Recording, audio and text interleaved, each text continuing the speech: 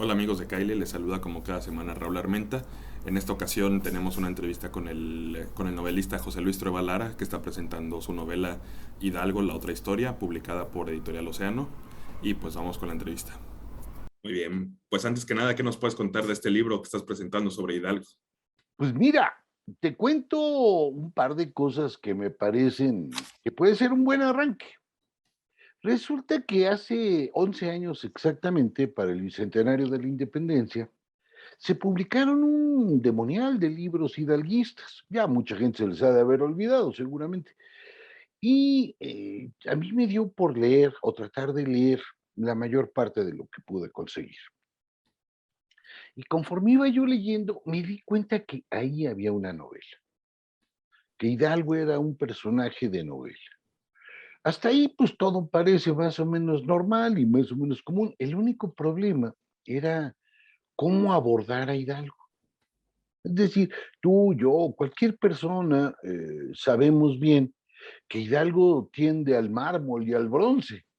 Tiene como una cosa ahí muy rara que a la menor provocación se convierte en esas cosas. Bueno, entonces yo decía, bueno, ¿cómo le hacemos? Y durante muchos años, mientras seguía leyendo y seguía dándole vueltas al asunto, pues no hallaba cómo contar la historia. Es decir, tenía claro más o menos de qué se trataba, tenía claro todo, pero el problema es cómo la contaba. Y de pronto un día, volviendo a revisar los materiales, porque bueno, en una de las vueltas a leer, capaz que se te ocurrió una manera de arrancar, me topo de nueva cuenta con el juicio de Allende. Y en el juicio de Allende, él se refiere a Hidalgo como el cura bribón y habla pestes de Hidalgo. Me llamó la atención y empecé a buscar todas las pestes que hablaba Allende de Hidalgo. Y resulta que aquellos que nosotros pensamos como grandes amigos, en realidad estaban peleados a muerte.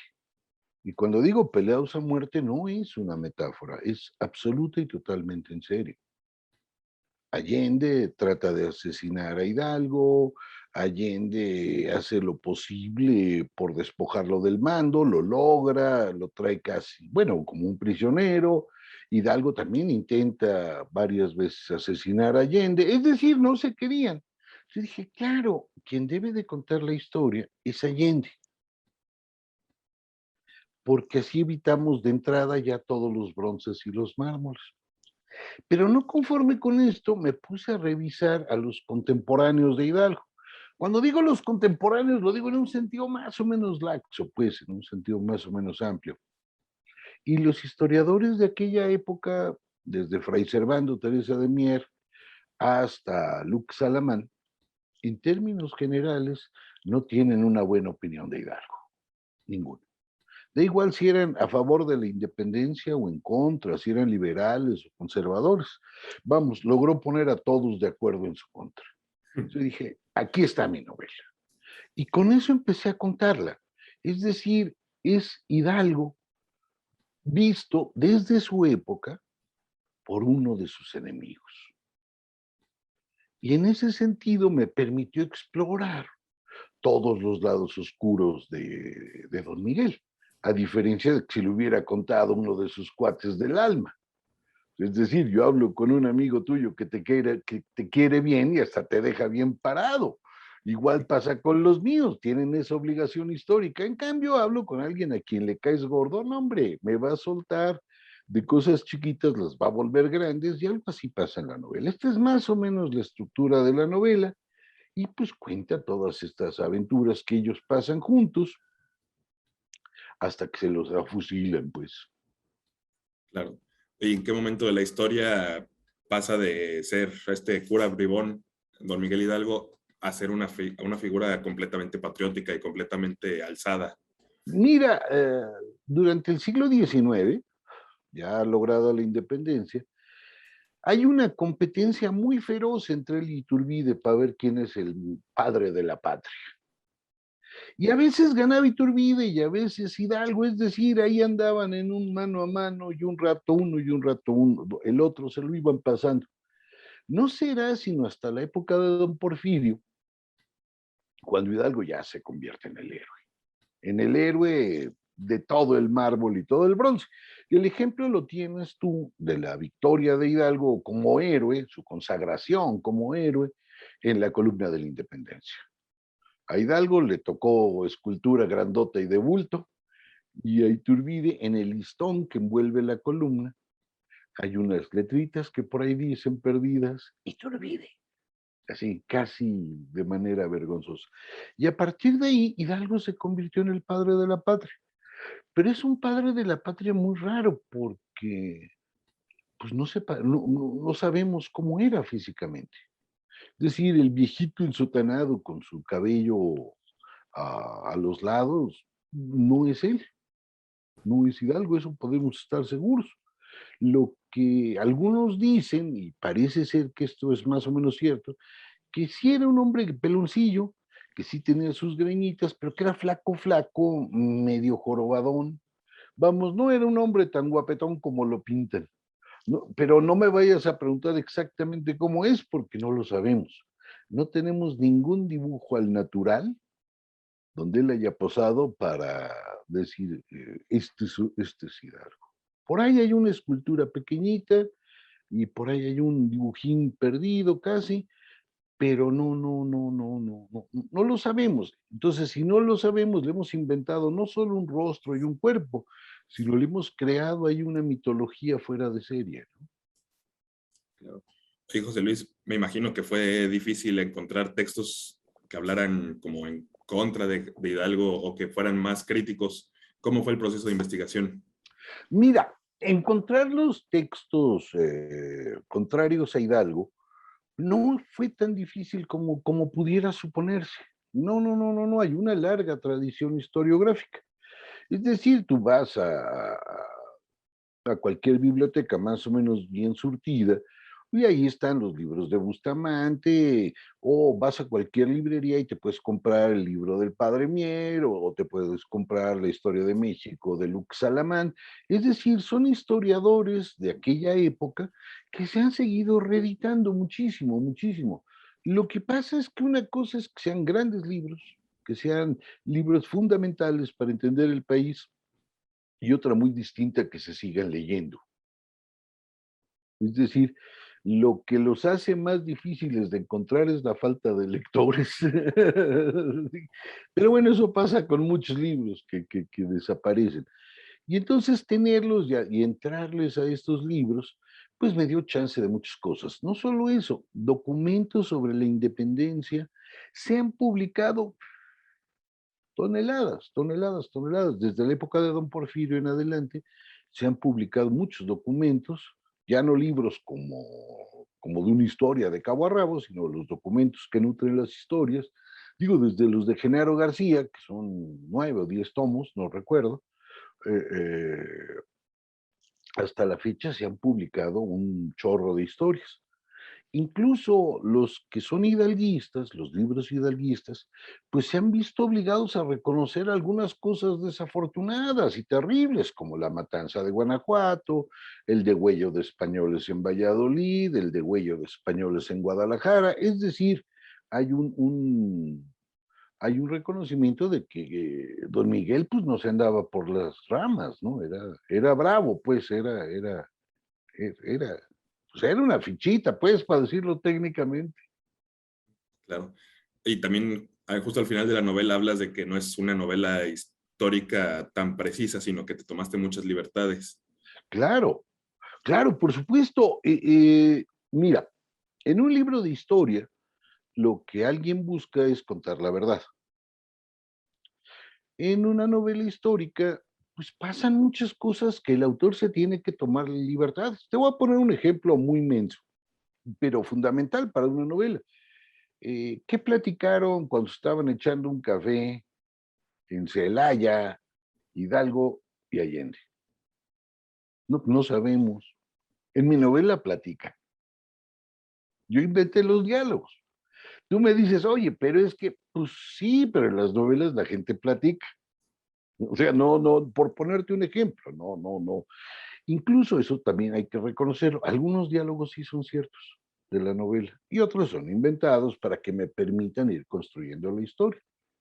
Por ejemplo, los sueños. Allende en la novela sueña un par de veces y se acuerda de lo que está soñando. Pues no sabemos qué soñaba Allende. Eso yo me lo inventé. Pero lo importante es que en una novela tú tienes tres cosas que se van entrelazando. La primera cosa que tienes es algo de lo que sucedió. Tú me dices, en la novela hay cosas que sucedieron. No, hombre, un demonial. Lo que cuento de Calleja, lo que cuento de Allende, lo que cuento de Guanajuato, lo que cuento de los saqueos, en fin, hay un chorrísimo de cosas que son total y absolutamente reales. Hay otras que son posibles, posiblemente eso pasó, como el caso de los diálogos. ¿Es posible que hayan platicado de eso? Pues sí, pues de otra manera, ¿cómo se ponían de acuerdo? Sí, Así, sí, sí. Y hay otros donde pasa lo que a mí se me pegó la gana que pasara, lo que el autor se le pega la gana. En este caso, pues, por ejemplo, son los sueños, por dar un ejemplo. Ahora, pero que en una novela se entretejan estas cosas no es raro. Todas las novelas históricas tienen esa cualidad, todas. La única propuesta que quizá haga un poco diferente a la mía de otras, no de todas, por supuesto, pero sí de otras, es que al final yo le digo al lector dónde mentí, dónde agregué. Le doy mis fuentes, le doy las partes que son dudosas, por qué tomé algunas decisiones en función del argumento. No sé si me estoy explicando. Lo que hago es decirle, mira, tú leíste una novela, pero si quieres pasar de la novela a la verdad, aquí te va la lista de libros, aquí te va donde te tienes que fijar, etcétera, etcétera, etcétera. ¿Por qué razón? Porque si una novela es una ficción, en este caso, con una pata muy grande en la realidad, por el otro, pues no hay que mentirle al lector y hay que decirle, yo aquí me tomé tales y cuales licencias. Eso sí lo creo siempre, ¿no? En todas mis novelas existe ese capítulo y en todas mis novelas se llama igual, una nota para los curiosos. claro. Y justamente para los que se sientan atraídos por conocer mejor la historia de México y como desmitificar a todos estos personajes que tiene la historia oficial, ¿cómo puede el lector entender o querer o saber cuáles partes son más reales, cuáles son más ficciones, cuáles son para enaltecer a los protagonistas de la historia, no solo en tu libro, sino en los libros que se han escrito al respecto? Ah, chirrión, eso ya, la primera parte sí la puedo responder y como te lo comentaba, ya lo hice en una parte de la novela, en el último capítulo. Híjole, ¿cómo descubrir eso en los libros de historia? Ah, chirrión. Mira, hay una cosa que voy a poner un solo ejemplo, que a lo mejor esto ayuda, no sé qué tanto. Desde hace algunos años, el Fondo de Cultura Económica publicó junto con el CIDE una colección que se llama Materiales para la Historia. Son un demonial de tomos esbeltos y están dedicados a los temas fundamentales de la historia de México. Hay uno, por supuesto, dedicado a la independencia, de Rafael Rojas y Anino, y si consultan ese libro, podrán ver cómo se fueron construyendo todos los libros de historia, qué hay que ver en cada uno de ellos, por qué cambiaron las versiones, etcétera. Ahí hay un estudio, pero es un estudio pesadísimo, porque en realidad te va contando quién escribió, por qué, contra quién y qué encontraron de nuevos archivos, etcétera. Es un texto muy para historiadores, pero a la gente le puede servir. Y al final trae una bibliografía mínima de la independencia, de como 150 páginas. Mínima. No, no, la máxima es mucho más grande. Y estas mínimas serían esas 150 páginas llenas de libros, calcúlale que entre ya 30 libros en una página, son 4.500 libros. Si te lees esos 4.500 libros, bala, ya le puedes entrar. Por supuesto, yo no me los leí los 4.500 libros, no, no, no, no, no, no, son años y años, son como 30 años de lectura. Pero a ese grado de sofisticación puedes llegar, a ese grado.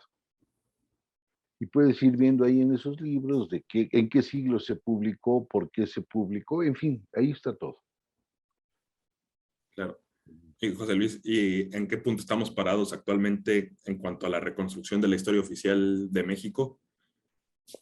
Híjole, yo creo que hoy estamos parados en un momento muy complicado para la idea de la historia. Déjame explicarte por qué. El gobierno actual ha decidido que es más importante para él arreglar el pasado que enfrentar el presente. ¿Qué quiero decir con esto? Le exige disculpas a los españoles, le exige disculpas al Papa, en fin, anda metido ahí en una cosa muy extraña. Y perdón que se los notifique, pedirles disculpas a los españoles por lo que hizo Cortés, pues es poco menos que una tontería. ¿Por qué es una tontería? Por una razón simple. No sé si lo haya notado, pero Hernán Cortés está muerto. Carlos V también está muerto, o Carlos I, como quieran, también está muerto, bastante muerto. Calleja, el gran vencedor de Hidalgo, también está muerto. Entonces, imagínate la tontería mía que sería decir, ahora yo quiero que los muertos me pidan perdón. Y me empeño y dedico grandes esfuerzos. No solo eso, pienso que si arreglo aquello, esto se va a arreglar. Es decir, imagínate que yo digo, mira, yo ahorita voy a arreglar el truene con mi novia de la secundaria y voy a tener otro hijo, de la edad del que tengo. Pues alguien me diría, oye, José Luis, pues ¿no te parece que estás medio tonto?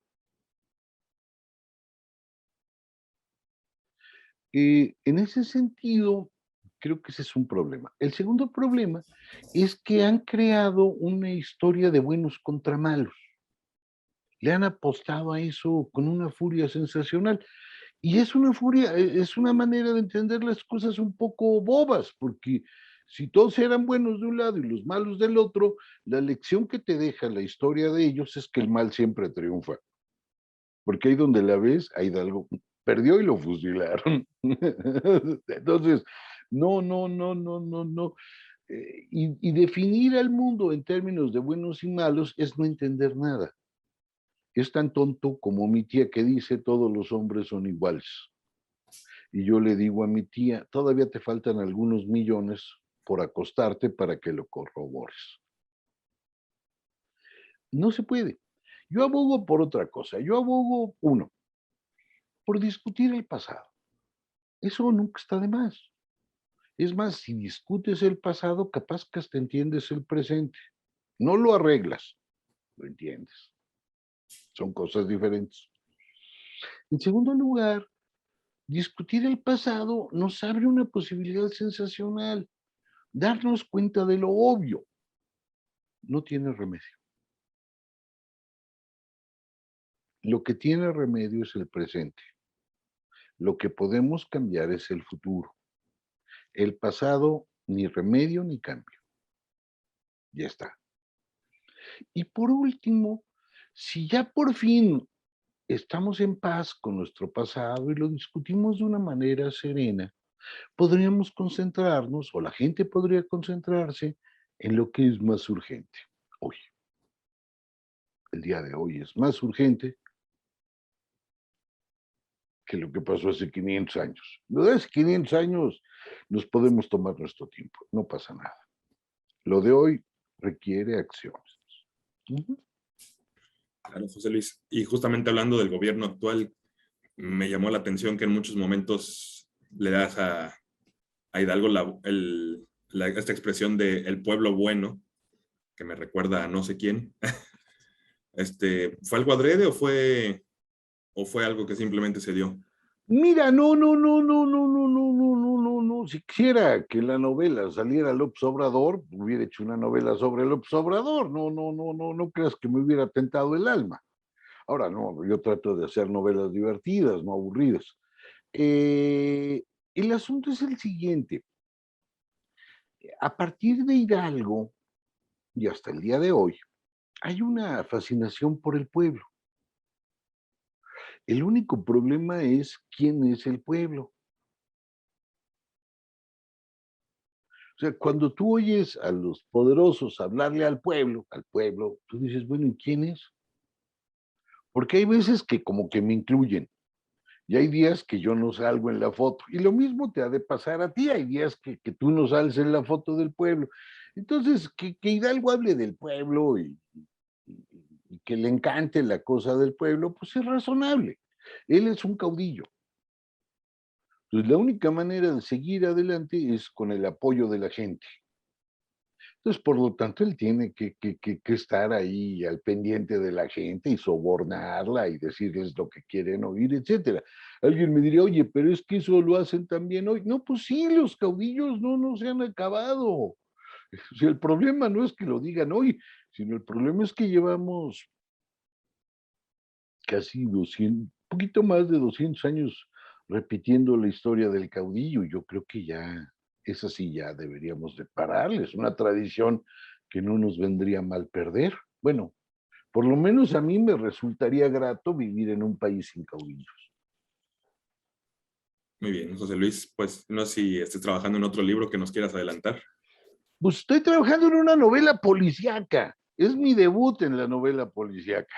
No tienes una idea, ha sido de verdad complicado. Es una manera de pensar absolutamente diferente, etcétera. Pero ahí voy, ahí voy. Yo creo que voy a terminar, pues, principios del año que entra este trabajo con la novela policíaca. Apenas llevo un año con ella, entonces, pues ahí va más o menos. Eso es lo que estoy trabajando ahorita solamente.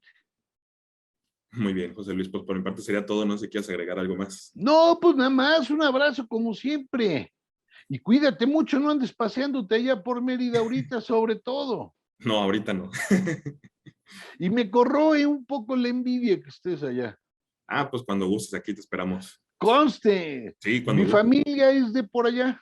Ah, sí, ¿de dónde? Sí, De Mérida? no, no, es del lugar importante de la península, De Valladolid, Campeche. Campeche. Ah, está bien. Pero para nosotros, pues ir a Mérida era cosa casi tan frecuente. Y hay una cosa que a mí me enloquece de Mérida, el pan de la mayuquita. No, no me suena todavía. Mira, tú un día, yo te voy a decir a dónde vas. Ve y cómprate uno y luego hablamos. Te paras enfrente de la catedral, Ujú. la mera puerta. Y sobre la calle que está la catedral, caminas a la derecha. Y ponle tú media cuadra. Te estoy, por supuesto, dando un dato falso, pero si es poquito menos de media cuadra o poquito más de media cuadra, pues ya es cosa de unos pasos. Y hay una panadería de este tamaño, chiquitita, chiquitita, que se llama La Mayuquita, que vende pan desde los años 40. Es Ok, decir, ya va para 100 años. Y compras uno que se llama Tutti ok. o uno que se llama Pata. Y lo pruebas y luego vas a conocer de veras a Dios. Ok, Pero a mí es mi fascinación. Eso y los merengues de Colón. también para anotarlos. Pero los merengues de Colón sí son más fáciles de conseguir, pues ya hoy es toda una cadena. Y son buenísimos esos merengues. Buenísimos. Así los vamos a buscar y ya después hablamos. ¡Conste! Sí, Órale. Pues entonces nos vemos. Cuídate muchísimo. muchas gracias igualmente. Bye, bye. Estamos en contacto, hasta luego. Órale. Muchas gracias a José Luis Trueba Lara, a toda la gente de Editorial Océano por la entrevista. El libro se puede conseguir en todas las librerías del país. Y si les gustó la entrevista o quieren que entrevistemos a algún autor, déjenoslo saber en los comentarios y veremos qué podemos hacer. Hasta la próxima semana.